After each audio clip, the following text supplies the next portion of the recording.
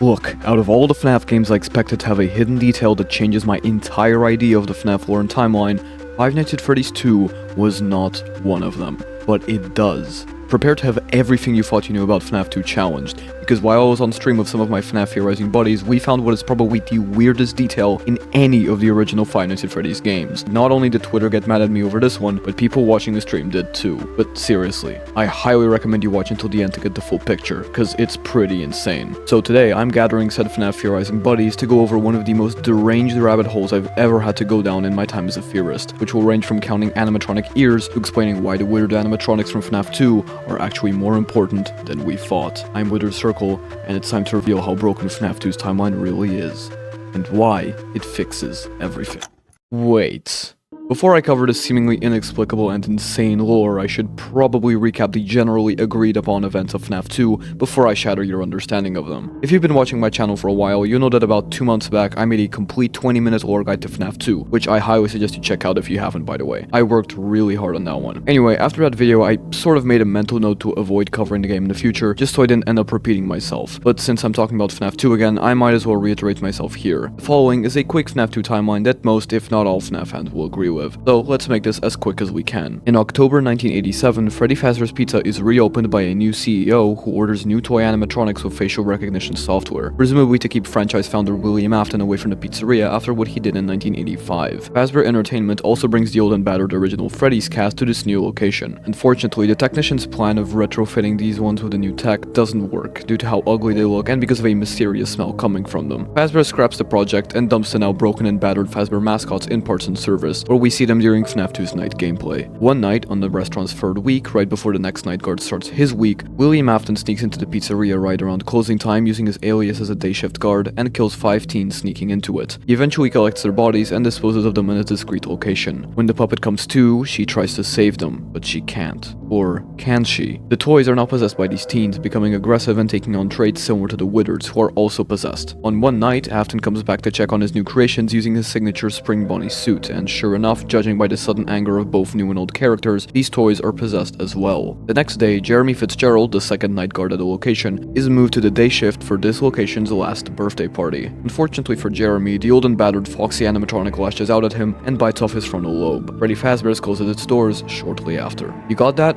Good. It's not gonna matter for the rest of the video, but keep it in mind just so I can mess with you even more. The main point of today's theory are the Withereds. You probably have a pretty basic understanding of these battered animatronics' roles. After the original Freddy Fazbear's Pizza closed down, the first ever Freddy's cast is left in the building for around a year before they're taken to the FNAF 2 building, where they're retrofitted, scrapped, and later rebuilt for the FNAF 1 location. Guess what?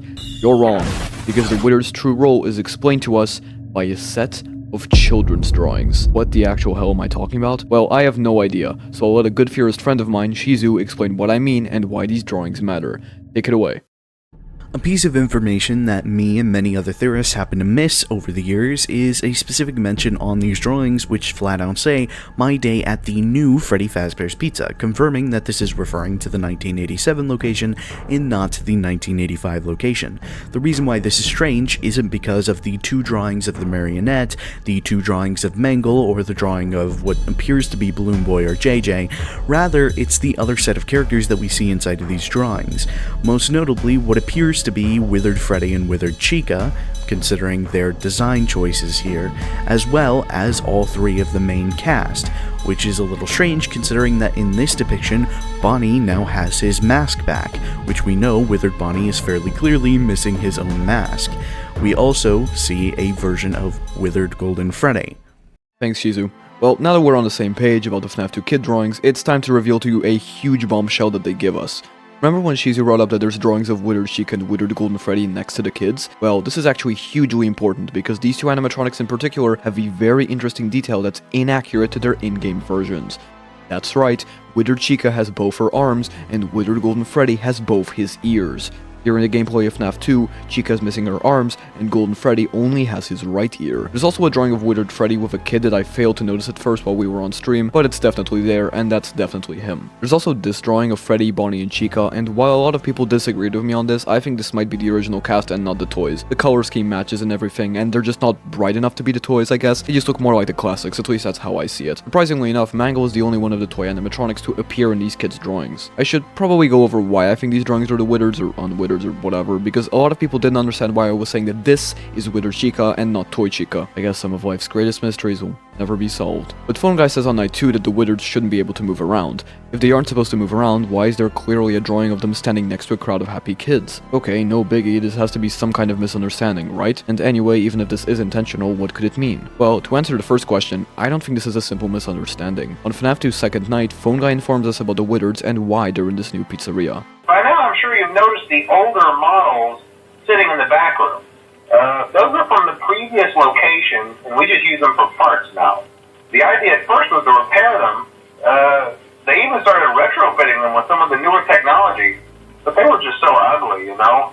And the smell. Something I've never really thought about is why Fazbear Entertainment would bother fixing the original Freddy Fazbear characters if the toys were always going to be the stars of the show. After all, having 2 versions of each character in a restaurant is a bit weird and kind of messes with the one character branding that we always see Fazbear Entertainment use. But what if the toys weren't always going to be the new cast? What if the reason Fazbear Entertainment tried to fix the Freddy's characters from 85 because they wanted to use them for a new location? This is a stretch, but Phone Guy does bring up a previous location, and while I'll be the first to admit that's probably the 1985 building, it could work. But we don't need to rely on flimsy evidence like that, because I've got some really solid proof of this theory. Think about what happened to the missing children and sent victims after William Afton killed them. They were stuffed into the Freddy Fazbear's Pizza band and presumably left there after the building shut down. For these characters to be here in the FNAF 2 location and later on in the FNAF 1 building, the corpses had to be removed in some way, right? Many have pointed out that Foxy is way too small to hold a body without someone seeing it, and we never see any remains in the Freddy band, so the victims had to be removed. When and by who? Well, the answer is right here in the drawings. Remember how I brought up that Golden Freddy and Withered Chica are closer to their fixed variants? Well, that's because this is what they looked like after the Fazbear Entertainment technicians started retrofitting them like Phone Guy said. They don't look exactly like the classics, but they're not battered and broken either. If Fazbear techs are disassembling the original Freddy gang piece by piece in order to rebuild them, William Afton has himself a big problem. If someone finds the bodies inside those suits, he's gonna get in a lot of trouble. After all, the police being unable to find the bodies was the only reason William got away. He needs to do something fast. William took a false name and got himself hired as a Newsnight security guard. On his first work week, one day at a time, right around opening time to avoid suspicion, he removed the corpses of the 5 children he'd killed and stuffed back in 1985. That's the only reason William is working at this new Freddy's, to extract the MCI kids from the animatronics one night at a time. He works there for an extended period of time, and once he's done, he tells management something about the animatronics moving and acting weird, trying to get into his office. It's the Freddy band, and they know it's him. William changes himself to the day shift, and just like that, the job is done.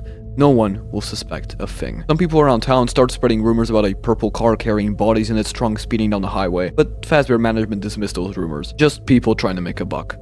I can personally assure you that whatever is going on out there, however tragic it may be, has nothing to do with our establishment. It's just all rumor and speculation. People trying to make a buck, you know. Our guard during the day has reported nothing unusual, and he's on watch from opening till close. From then on, Fazbear Entertainment continues retrofitting the original cast to star in their new, reopened version of Freddy Fazbear's. The animatronics perform on a stage a couple of times, but it's clear the kids aren't huge fans. This is why kids make drawings of the fixed versions of the withered animatronics. And you can't argue that these drawings are from the original location either.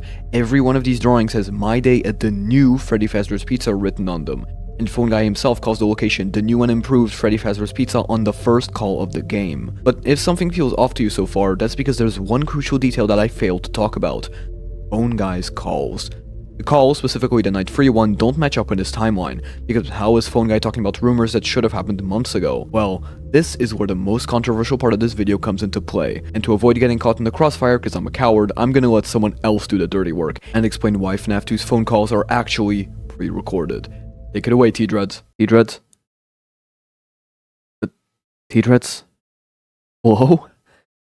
Yeah, you were supposed to narrate this collab part. What do you mean no? This is the most controversial part of the video. If I'm the one doing this bit, I'll be drawn and quartered before this hits 100 views. Is that no to doing the part, or no to me being drawn and quartered? Hello? You know what? Fine. I'll do it myself. The execution's tomorrow at 4 PM, by the way. So... FNAF 2, am I right? At the beginning of the game and in its Steam description, FNAF 2 insists that Jeremy Fitzgerald's position as a Freddy Fazbear Night Guard is a summer job. Unlike FNAF 1, which only brings the term up once in the description, FNAF 2 seems to heavily imply our character is young and is doing an introductory work week at Freddy's both in the game and outside it in promotional material. Not only does this clash with the paycheck we get at the end of the game, which is dated November 12th, but it also helps us lay out our timeline following today's theory. If the FNAF 2 location actually opens in the summer, and that's when Phone Guy records his tapes, when William goes to work at Freddy's, and when the DCI happens, that leaves a pretty good amount of time between those events and our night shifts, meaning there's a reasonable gap between the Withered's being used for the new location and the replacements, the toys, being introduced. There's a weird regional thing in Texas about the term summer job that Scott Coffin apparently uses since he's also Texan, but I won't really touch on it because I'm not really an expert in this kind of stuff. Hopefully this idea makes a bit more sense to you now.